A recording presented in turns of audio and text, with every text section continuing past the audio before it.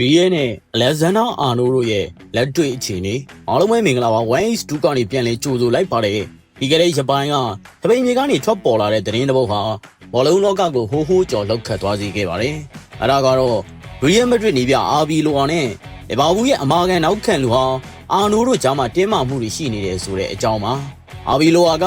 အာနိုကိုသူ့ရဲ့အစီအစဉ်တွေမှာမပါဝင်တော့ဘူးလို့တိုက်ရိုက်ပြောဆိုခဲ့တယ်ဆိုတဲ့ကောလာဟာလာတွေဟာပရိသတ်တွေကြားမှာအတော်လေးကြရက်ရိုက်သွားခဲ့ပါတယ်။အထူးသဖြင့်လီဗာပူးကနေအောင်မြင်မှုတွေနဲ့အတူရောက်ရှိလာခဲ့တဲ့အာနိုအတွက်တော့စပိန်ပြည်မှာအနာဂတ်ပျောက်ဆုံးတော့မလို့မျိုးသတင်းတွေကပေါ်ပြခဲ့ကြတာပါ။ဒါပေမဲ့တကယ်အခြေအနေကိုလိုက်ကြည့်လိုက်တဲ့အခါမှာတော့ဒီသတင်းတွေဟာအခြေအမြင့်မရှိတဲ့လုံခြံသတင်းတွေသာဖြစ်နေတယ်ဆိုတာသိရှိလိုက်ရပါတယ်။ခိုင်လုံတဲ့သတင်းရင်းမြစ်အတီးသီးရဲ့ပေါ်ပြချက်အရ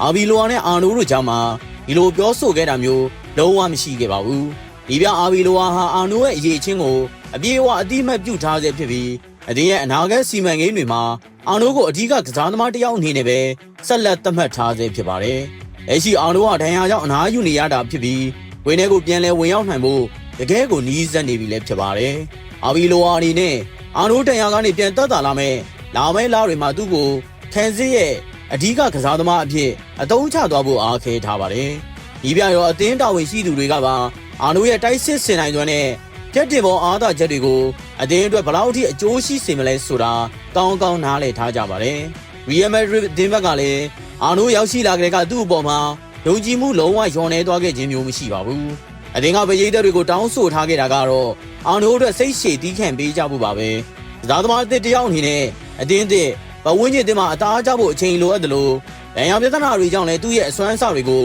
အပြေအဝမပြသနိုင်သေးတာကိုအတင်းတော်ဝင်ရှိသူတွေကကောင်းကောင်းကြီးနားလည်စာနာပေးထားကြပါတယ်။ဒီဘက်မှာလည်း Real Madrid ဆိုတာ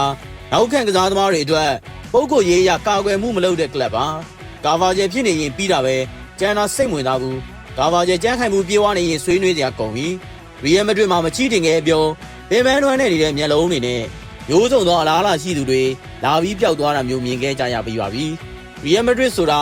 အနာဂတ်အလားအလာကိုကြီးကျူးခံရဖို့လာတဲ့နေရာမဟုတ်ပါဘူး။ဒီအချက်ကြောင့်လည်းအာနိုနဲ့ရီးရဲရဲ့အနာဂတ်ဟာကန်ဒီကံမတော့ပြောလို့မရသေးပါဘူး။တကယ်တော့အာနိုဟာကမ္ဘာအဆင့်မီနောက်ခံလူတစ်ယောက်ဖြစ်ပြီးသူ့ရဲ့ဖန်တီးနိုင်စွမ်းဟာဘယ်အသင်းအတွက်ကိုမဆိုအရေးကြီးတဲ့ကစားသမားတစ်ယောက်အလွယ်တကူဖြစ်လာနိုင်ပါတယ်။အာဘီလိုအာလိုနီးပြမျိုးကဒီလိုကစားသမားမျိုးကိုအလွယ်တကူလက်လွတ်ဖို့စဉ်းစားမှာမဟုတ်ပါဘူး။ကောလာဟာလာတွေကဘလောက်ပဲကျဲလောင်နေပါစေရီးရဲရဲ့အတွင်းစီးသတင်းတွေအရတော့အာနိုပေါ်မှာထားရှိတဲ့အသင်းရဲ့ယုံကြည်မှုက